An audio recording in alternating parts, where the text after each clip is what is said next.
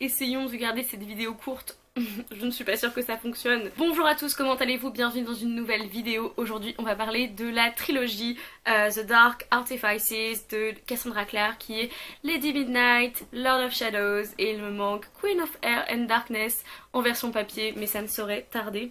J'ai hâte qu'ils sortent dans l'édition magnifique de ces deux livres. C'est une trilogie qui a été écrite par Cassandra Clare, c'est sa dernière trilogie en date dans l'univers de The Mortal Instruments, l'univers des Shadowhunters. Je l'ai lu entre mi-décembre et début janvier, je l'ai genre mangé et je vais vous en parler parce que ça a été un gros coup de cœur.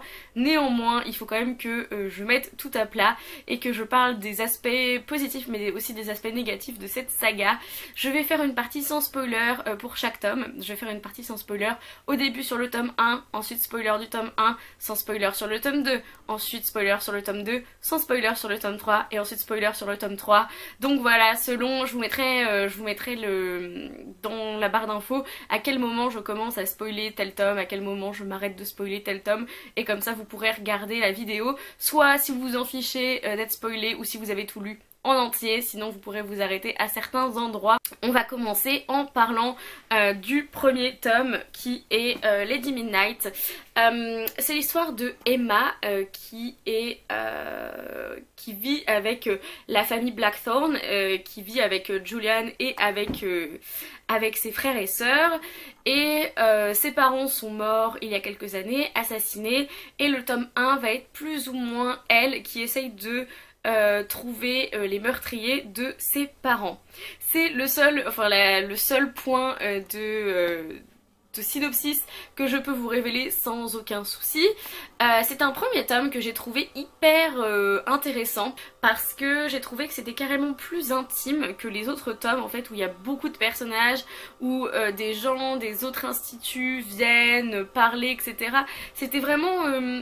les personnages en même temps sont assez secrets, ils sont assez retirés dans leur monde, ils se disent pas forcément les choses, et c'est peut-être pour ça que ça me fait l'effet d'un roman intimiste.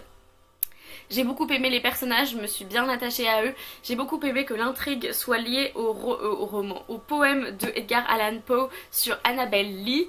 Ça m'a suffisamment intriguée, ça m'a suffisamment surprise, la fin en tout cas.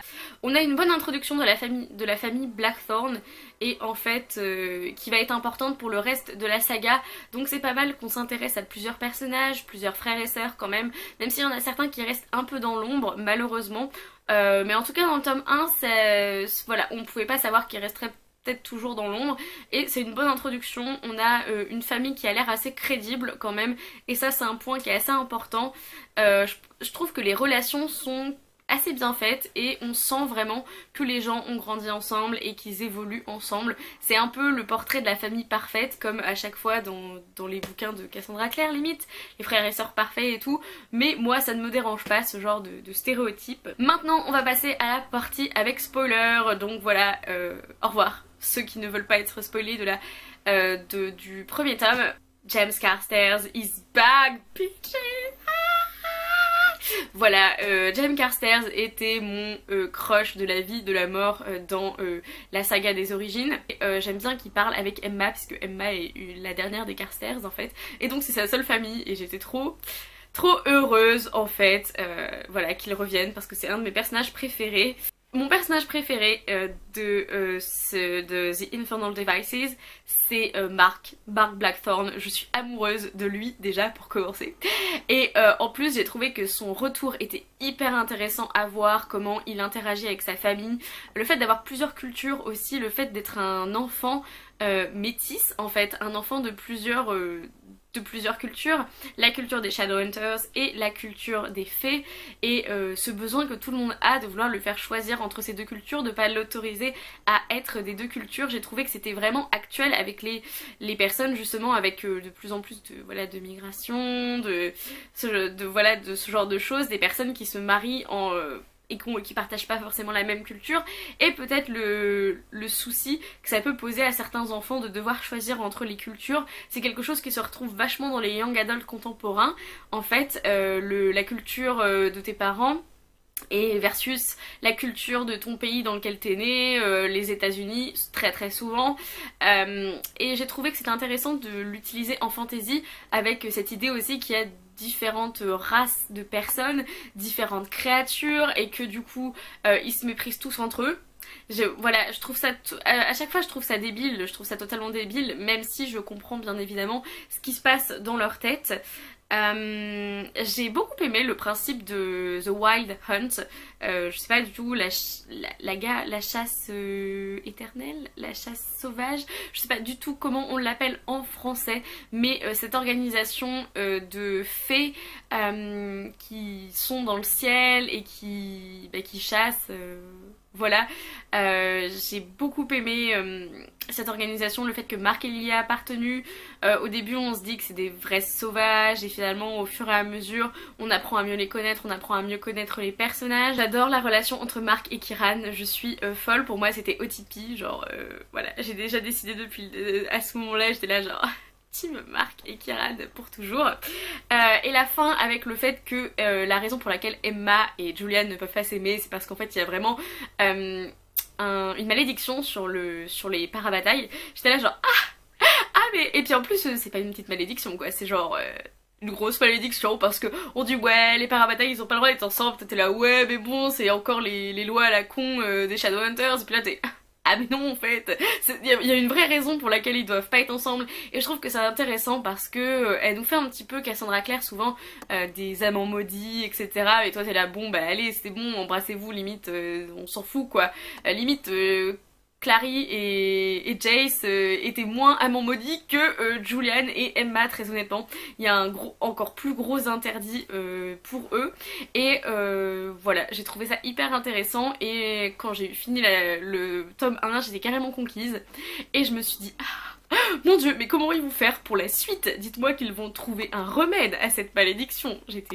J'avais qu'une envie, c'est de lire le tome 2 et c'est ce que j'ai fait. Mes petits amis du tome 1 qui se sont fait spoiler le tome 1, qui ont lu le tome 1, je vais vous parler très vite fait du tome 2. Je l'ai autant adoré que le premier tome. J'ai trouvé qu'il était bien construit. J'ai adoré retrouver les personnages. Je regarde ce que je peux vous dire. Il y a beaucoup plus de fées, de passages dans le royaume des fées et ça m'a beaucoup plus intéressée. On a aussi le personnage de Kit qui était dans le premier tome, qui est beaucoup plus développé et qui est beaucoup plus intéressant. Ça commence sur les chapeaux de roue et ça finit, je peux vous dire, genre de manière hyper tragique ce tome 2, mais je l'ai vraiment beaucoup aimé.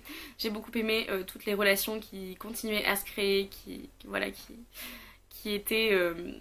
étaient mises dans ce tome 2, j'étais en mode fangirl complète. Et c'est la seule chose que je peux vous dire en non-spoil. Donc voilà, maintenant on repasse au spoiler. Toujours un gros atout de ce tome 2, Mark Blackthorne, que j'aime de tout mon cœur, c'est l'amour de ma vie, je continue, je vais le mettre partout en fait. À chaque fois je vais faire un atout de ce livre, Mark Blackthorne. J'ai beaucoup aimé la track d'Annabelle, parce que oui, Annabelle s'en est sortie du coup à la fin du tome 1 et il faut qu'on aille la rechercher, et j'étais là genre... Ok, ça se tient, j'ai bien aimé le fait que du coup ils vont à Londres je crois. C'est dans ce tome là qu'ils vont à Londres, la fille qui ne se souvient plus parce qu'elle l'a lu il y a 3 mois. Oui c'est dans ce tome là qu'ils vont à Londres et ils sont à l'institut de Londres et ils voient genre le fantôme de Jessamine. C'était trop mignon, j'aime beaucoup Jessamine dans la trilogie originelle donc... J'étais assez contente pour ça. Alors je sais que ça n'a plu à personne, mais moi j'ai adoré Marc et Emma qui font mine, qui sont amoureux, voilà. Le genre de triangle amoureux à la con, mais eux, du coup, ils sont pas amoureux, mais genre Julian est jaloux et tout. C'est pourri, c'est pourri. Je sais qu'en termes de messages que ça envoie, c'est pourri, mais c'est un gros plaisir coupable de lire ce genre de truc. Et moi j'étais là genre... Vas-y Marc, vas-y. Et en vrai, je serais plus... Si j'étais pas autant team Marc et Kieran, en fait, je pourrais être team Marc et Emma. Voilà, je place ça comme ça. J'ai pas parlé de Christina depuis le début, c'est parce qu'en fait je ne l'aime pas. Voilà, je vous le balance comme ça, mais non, je ne l'aime pas, voilà, je n'y arrive pas. Le personnage de Kit, qui est plus central, et son amitié avec Ty, que j'ai beaucoup aimé, et aussi plus de représentation de maladie mentale avec Ty, qui est autiste en fait, et tout le problème des Shadowhunters qui ne voient que les plaies physiques et qui ne se rendent pas compte qu'il existe des maladies mentales, même la mental health, et ils en prennent pas du tout soin et c'est un truc de fou. Et enfin Cassandra Clare a adressé ce problème dans ce livre en disant que peut-être que la manière dont ils prennent les choses en main ou qu'ils ne les prennent pas en main justement n'est pas du tout bonne. Donc j'aime beaucoup le personnage de Ty et j'aime beaucoup la relation qu'il a avec sa sœur Livia, avec Julian, avec Kit. J'ai trouvé que c'était un des personnages les mieux construits, les plus intéressants que Cassandra Clare a pu écrire et donc perso je suis super contente de la représentation. Après voilà, je ne souffre pas de mental health donc je ne peux pas savoir si c'est légitime, si c'est bien, si c'est cohérent, mais j'ai pas vu de gros trucs, ah non c'était horrible, mon dieu, etc. Jace et Clary reviennent et moi je suis toujours là pour ça. Malek est de retour. C'est-à-dire mon OTP de la première saga est de retour et j'étais là genre... On a aussi James Carstairs qui revient avec mon OTP de la première trilogie. Et on a le retour de Kiran dans la vie de Mark, donc retour de mon troisième OTP de cette trilogie. Voilà, ce tome 2, j'étais un peu folle, j'étais trop contente. Le fait que Malek soit de retour, c'est qu'on peut voir que ils ont eu leur happy end à la fin de The Mental Instruments, où c'est ce qu'on croyait. Ils ont 2 enfants, mais ils souffrent toujours de racisme, des préjugés de l'enclave et de la part de tous les autres Shadowhunters aussi en fait. Et du coup, ils ont plus de mal à vivre leur vie parce que les gens, avec homosexuels, c'est pas hyper bien vu. Mais alors en plus, il est avec une créature, il est avec un sorcier et c'est encore moins bien vu. Il est dit non pur, il est dit traître limite à son sang, ça m'a fait penser à Harry Potter et ça m'a dégoûté pour le personnage de Alec parce qu'il mérite tellement mieux et même Magnus mérite tellement mieux. Mais bon, voilà, on a aussi l'introduction des Centurions que j'ai détesté. Je crois que je ne sais même plus comment s'appelle la meuf que tout le monde déteste, mais j'étais aussi d'accord, j'avais envie qu'elle meure. Elle est vraiment horrible, elle dit des trucs horribles à Luke, à Alec et Magnus, voilà. Elle est là genre, mais c'est bien, au moins il s'occupera des gosses quand tu seras mort et tout, mais des trucs vraiment affreux, mais qui dit ça aux gens en fait? Et apparemment elle, et ouais, il a pas mal de problèmes dans ce deuxième tome, Alec en fait, et... Mon bébé, voilà, c'est ma seule réaction, j'étais là genre, défonce-la, juste... mets-lui un point dans sa face. Et ce que j'aime beaucoup et ce que Cassandra Clare fait encore plus dans ce tome, c'est de montrer à quel point le gouvernement peut être biaisé, peut être corrompu et à quel point il y a des politiciens qui veulent bien faire comme Alec, comme les Lightwood en fait, même s'ils n'étaient pas forcément comme ça avant mais ils le sont maintenant. Il y a des gens qui ont envie vraiment de faire bien, et il y a genre les Dearborn, voilà, je me souviens du nom de famille de la fille et de son père qui sont juste des raclures, des enflures. On va dire que Alec est le champion de cette diversité culturelle, de cette diversité raciale et je suis là genre Alec président, Alec président. Et donc ne faites pas attention, j'étais en train de vous spoiler complètement Queen of Air and Darkness en pensant que c'était le tome 2. J'ai bien aimé la relation entre Gwyn et Diana, voilà, j'ai trouvé ça archi mignon. J'aime bien aussi la représentation du coup d'une personne trans, parce qu'on n'en avait pas non plus dans les bouquins de Cassandra Clare et on n'en voit jamais en fantasy et c'est super intéressant, donc... Voilà, vous en avez une. Le poème d'Edgar Allan Poe, toujours, qui est remis un peu partout dans Lord of Shadows. Parfait, très bien, on point, j'adore. La fin, j'ai quand même marqué Livia is dead avec genre des points d'exclamation en mode ah. Voilà, donc Livia est morte. Et c'était pas un personnage que j'aimais particulièrement dans le sens où on n'a pas eu le temps vraiment de la voir. Et en fait j'ai l'impression que sa mort a un petit peu servi à rendre plus intéressant Julian, Emma, Kit, Ty, et c'est ça qui est dommage. Elle avait l'air d'avoir du potentiel, elle avait le potentiel très clairement d'être une Isabelle Lightwood et voilà, elle me faisait beaucoup penser à elle, mais malheureusement Livia est morte de manière vraiment horrible et genre la fin m'a tiré des larmes parce que je pense que tu peux pas rester insensible devant la fin du tome 2 quoi. La fin de cette partie sans spoiler, enfin en spoiler pour le tome 2, maintenant passons à la partie sans spoiler du tome 3 de Queen of Air and Darkness. Je l'ai moins aimé que les 2 premiers tomes, très honnêtement, j'y ai mis 4 sur 5, j'ai trouvé qu'il y avait pas mal de trucs what the fuck. Très honnêtement, j'étais là genre, hein, Quoi, pardon. J'ai eu des surprises et pas dans le bon sens. J'ai eu aussi des problèmes avec le personnage de Julian qui m'a extrêmement énervée et que j'ai trouvé très abusif envers Emma. Si vous voulez une raison de plus pour laquelle Julian et Emma ne sont pas mon OTP et que Julian Blackthorne est vraiment un personnage que voilà, je le porte pas au nu et j'ai de plus en plus de mal en fait au fur et à mesure des tomes avec lui. Voilà, c'est une des raisons, je l'ai trouvé émotionnellement très shady. Honnêtement, ça le fait pas. Passons à la partie avec spoiler. J'ai fait un plus et un moins sur Queen of Air and Darkness au moment où je le lisais. Je vais vous commencer par les avis, mes points négatifs. Parce que pourquoi pas, comme ça on va aller du négatif au positif. Négatif, j'ai mis what the fuck. J'ai trouvé qu'il y avait des trucs qui s'enchaînaient de manière pas du tout fluide, pas du tout logique. J'ai trouvé que la partie sur Tulle était vraiment... Enfin, ça ressemblait à de la fanfiction et vous savez que j'adore les fanfictions, donc c'est pas une critique mais là c'en était une. Ça avait l'air d'être pêché de je ne sais où, on nous avait limite jamais reparlé des mondes alternatifs et on nous en remet un pour un procédé pour retrouver Livia, etc. pour nous faire encore plus pleurer et ce genre de choses et j'étais là genre... Les gars, voilà, une réalité alternative dans laquelle Sébastien Morgenstern, et ben en fait, n'est pas mort et il règne. Et genre Jace et Clary sont méchants et tout. Et j'étais, oui ok c'est intéressant en soi mais j'en avais un peu marre de... Et j'avais envie qu'on revienne à la vraie vie entre guillemets. Même si ça a été utile ce petit voyage à Tulle, mais vu que j'aime pas le personnage de Christina, et je ne sais pas pourquoi, mais je la trouve trop parfaite en fait et elle m'énerve. Je n'ai pas du tout... Enfin j'ai moyennement aimé... le fait, enfin la place qu'elle prend dans la relation de Kiran et Mark en fait.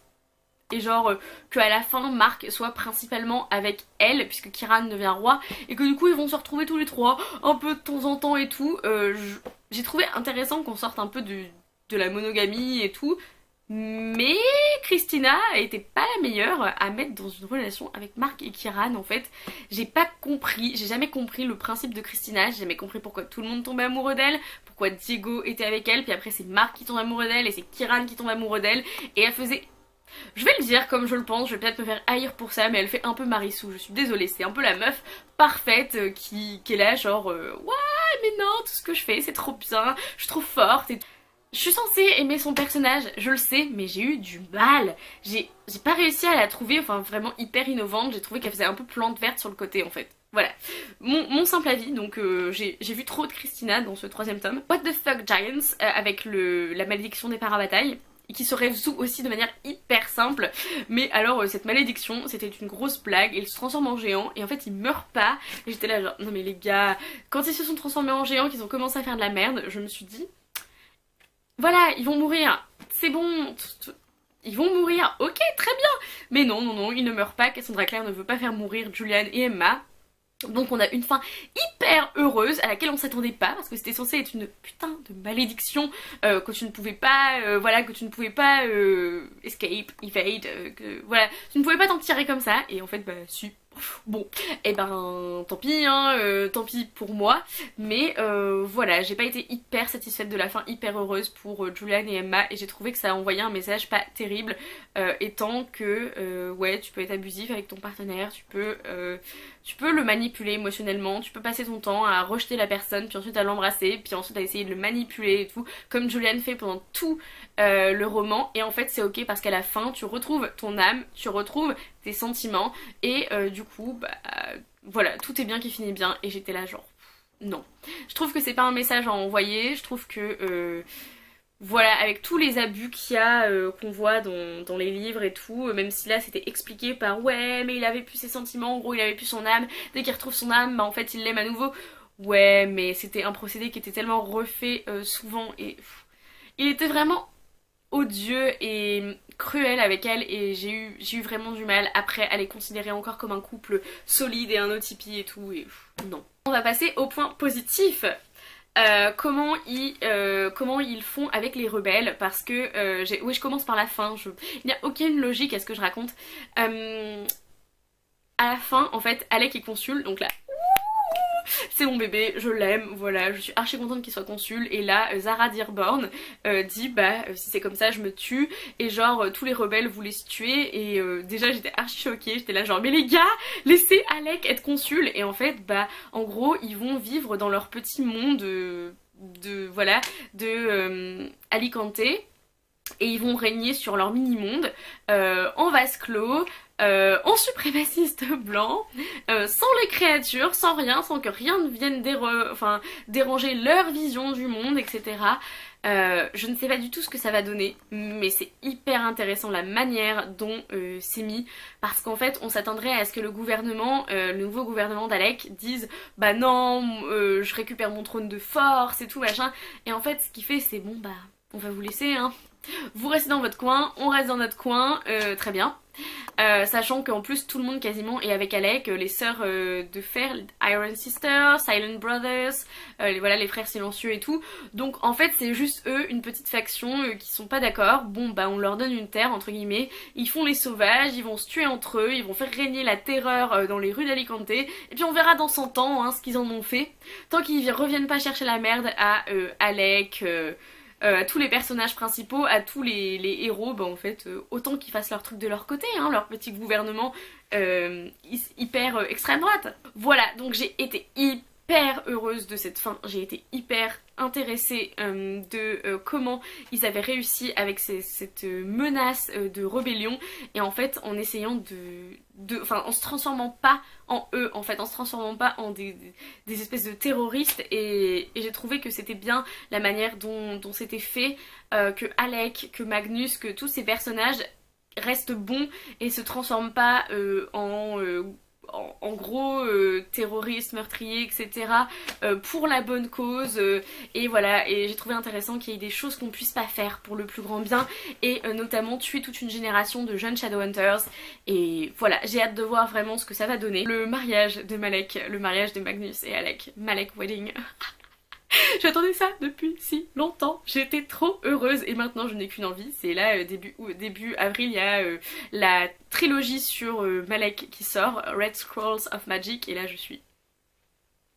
vais l'acheter évidemment, et je vais la lire avec grand bonheur, plaisir, et j'étais trop heureuse, j'ai trouvé ça hyper mignon, leurs vœux d'amour et tout, et ça se termine par un mariage. Comme chaque saga quasiment, le tome 6 de The Mortal Instruments, ça se termine par un mariage. Techniquement la première trilogie ça se termine par un mariage aussi, et celui-là se termine par un mariage, donc j'aime bien. Cassandra Clare finit ses bouquins par ses trilogies par des mariages. Le fait qu'on puisse tuer Sebastian Morgenstern une deuxième fois, je suis toujours là pour ça. J'ai été hyper cake avec cette épée, je suis fan de cette épée, si on peut être fan d'une épée, c'est mon personnage préféré, Cortana. J'ai adoré, j'adore la relation entre Emma Carstairs et Cortana, voilà son épée, et cette épée défonce tout, je suis tellement heureuse. L'humour de Kit a apporté vraiment quelque chose de particulier et d'intéressant à ce tome, donc shout out to Kit. Beaucoup plus de représentation de diversité, je suis toujours là pour ça. Le fait que Diana soit hyper bien acceptée par Julian et Emma, c'était life goal, voilà, j'étais trop heureuse. Jace et Ash de Tulle étaient super intéressants à suivre, cette relation un peu de père-fils était vraiment chouette. Et j'ai hâte de voir ce que ça donne, parce que oui, Sébastien Morgenstern a eu un enfant, et toi t'es là, non c'est bon, on avait dit que Voldemort avait pas de fille, et voilà, Voldemort a une fille, et maintenant c'est Sébastien Morgenstern qui a des gosses cachés, mais il faut arrêter avec ce trope de fanfiction, personne n'a de gosses cachés, d'accord, ça suffit maintenant. J'ai remis Alec et Consul, donc je vous le redis une deuxième fois, troisième, cinquième fois, Alec et Consul, et ça c'est ma vie, parce qu'il le mérite tellement, et parce que dans le monde de Livia, en Tulle, Kit est mort, Ty est mort, et dans le monde de Ty, bah, c'est Livia qui est morte, et en fait, est-ce qu'il y a un confort à savoir que la personne qu'on aime est encore vivante dans un univers parallèle? Je ne sais pas, mais... Ah, rien qu'à repenser, j'ai envie de pleurer en vrai. Après cette review des 3 bouquins en 30 minutes et des brouettes, je vais vous donner un avis général. Je trouve que c'est la meilleure saga de Cassandra Clare, très honnêtement. C'est celle que j'ai préférée, c'est celle où j'ai trouvé qu'il y avait le plus de diversité, le plus de représentation, et ça... Pour moi, même en fantastique, même voilà, ça compte, et j'ai bien aimé le fait qu'elle utilise sa plateforme, puisque ses livres sont hyper populaires. J'ai aimé qu'elle utilise cette popularité pour pour transmettre de bons messages, de diversité, de représentation, de mental health, de voilà, de tout. Donc je suis super contente qu'elle l'ait fait. J'en ai appris plus sur les fées. Cette trilogie c'était vraiment sur les fées, avec le fait de Kiran, de Mark Blackthorne, etc. Comment les cours des fées fonctionnent. Et j'ai adoré, franchement j'aime beaucoup les fées en tant que créature du monde des Shadowhunters. J'ai trouvé qu'il y avait plus de sexe, plus de réalité en fait, on est plus dans le monde actuel dans cette trilogie avec les Uber et tout, commander des pizzas, etc. Et j'ai trouvé qu'on en jouait vraiment beaucoup plus dans cette trilogie. J'ai trouvé que, ouais, qu'elle était un petit peu plus timide, qu'elle était un peu plus adulte entre guillemets, voilà, qu'on osait parler de trucs un peu tabous comme le sexe, comme voilà, des trucs du monde actuel. Le retour de Jace, Clary, Magnus et Alec. Je suis hyper contente. Je sais qu'il y a des gens qui ont dit non mais c'est bon, ça va, il va falloir se détacher de ces personnages là, on n'en veut plus. Moi je suis pas du tout comme ça, c'est à dire que j'ai beaucoup aimé le fait qu'ils reviennent et voilà, c'est pas du tout quelque chose qui m'a dérangée et c'est quelque chose que j'apprécie parce qu'il y a encore des choses à dire avec ces personnages là. Donc pour moi, tant qu'il y a des choses à dire, tant que c'est pas forcé, et là j'ai pas trouvé que c'était forcé, pour moi ça fonctionne. Le dernier truc que j'ai marqué, c'est qu'il y avait des bons personnages. J'ai trouvé que les personnages étaient carrément mieux, dans le sens où il y a toujours, pour moi, dans les sagas de Cassandra Clare, il y a toujours 2 ou 3 excellents personnages et on a des personnages secondaires auxquels je m'attache pas forcément autant. Et dans cette trilogie, j'ai trouvé que les personnages secondaires souvent étaient tout aussi intéressants. On pouvait s'attacher à beaucoup plus de personnages, selon moi, notamment parce qu'on avait pas mal développé la famille Blackthorne. Et on avait aussi beaucoup de personnages qu'on aimait parce qu'on avait des anciens personnages qui revenaient et qui avaient une place importante dans cette saga aussi. Donc on s'est laissé le premier tome avec moins de personnages, d'anciens personnages qui reviennent, pour qu'on puisse s'attacher aux personnages du tome 1 et ensuite on a mélangé un peu tous les personnages des différentes trilogies et moi ça a fonctionné parfaitement parce que j'ai retrouvé tous les personnages que j'aimais, qui travaillaient ensemble, qui avaient des idées hyper chouettes et voilà. J'ai hâte de lire la suite, j'ai hâte de lire la trilogie sur Malek qui est Red Scrolls of Magic et j'ai hâte de lire la trilogie sur les enfants de Will et Tessa qui est Chains of Gold, je crois, qui sort en octobre. Et voilà, je serai là, c'est sûr, pour les deux. Je suis assez fan de Cassandra Clare, je sais qu'il y a des gens qui ont dit qu'en gros elle avait plagié Harry Potter, et plus précisément en fait qu'elle avait une fanfiction sur Draco Malfoy, une trilogie qui s'appelle Draco Dormiens, et qu'apparemment The Mortal Instruments est vraiment basé sur cette fanfiction de Draco Dormiens avec le personnage de Draco, je pense, qui équivaut au personnage de Jace un peu, même si elle l'aura réécrit, je pense. Mais honnêtement, même s'il y a des similitudes entre Jace et Draco, personnellement, j'ai pas encore lu Draco Dormiens, mais je prévois de le faire. Je pense que c'est pas hyper dérangeant parce que elle a vraiment trouvé sa patte, elle a trouvé son monde, elle a trouvé quelque chose d'intéressant avec l'univers des Shadowhunters. On pourrait faire une comparaison avec Harry Potter et je pense qu'on trouverait pas tant de choses que ça.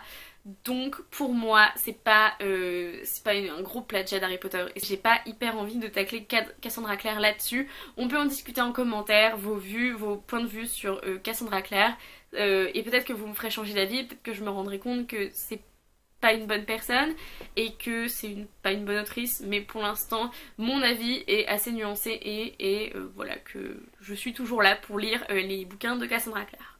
Voilà, c'est tout pour cette vidéo extrêmement longue. Merci d'être resté avec moi jusqu'au bout, peut-être, si vous avez regardé jusqu'ici.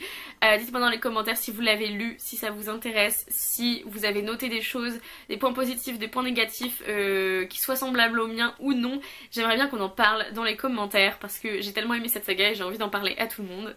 En attendant une prochaine vidéo, lisez bien, amusez-vous avec vos lectures et bisous.